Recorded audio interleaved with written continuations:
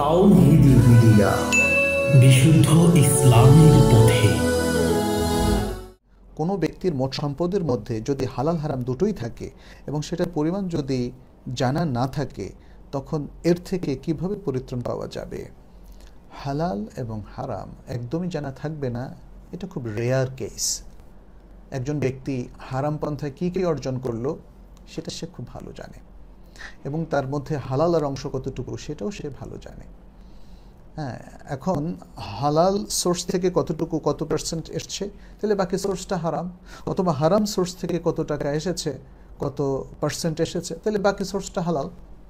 এভাবেই তাকে নিরূপণ করতে হবে।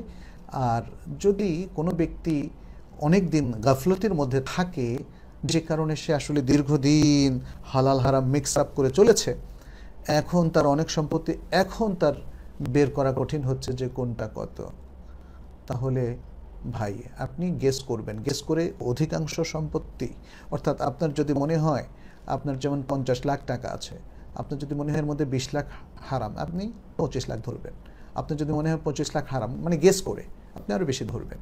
কারণ হারাম থেকে বাঁচাটা আমাদের জন্য বেশি গুরুত্বপূর্ণ। এই পৃথিবীতে সম্পদ থাকবে না, এই সম্পদ ভোগ করার চিন্তা আসলে আমাদের সবাইকে ভুল পথে নিয়ে যাচ্ছে।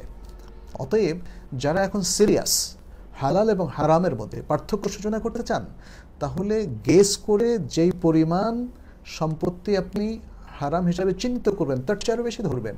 তার মানে হচ্ছে আপনি একটা ইয়াকিনের পর্যায়ে যাওয়ার মতো অবস্থানে নিজেকে নিয়ে যাবেন। সেটা হচ্ছে যতটুকু বের করলে আপনি প্রায় নিঃসন্দেহ হয়ে যাবেন, আলহামদুলিল্লাহ আমার যত প্রচেষ্টা আছে এবং তার থেকে আরও বেশি দিয়ে আমি নিশ্চিন্ত হলাম যে বাকি সম্পত্তির মধ্যে আর হারামের কোনো অংশ নাই। এটাই হচ্ছে বুদ্ধিমানের কাজ।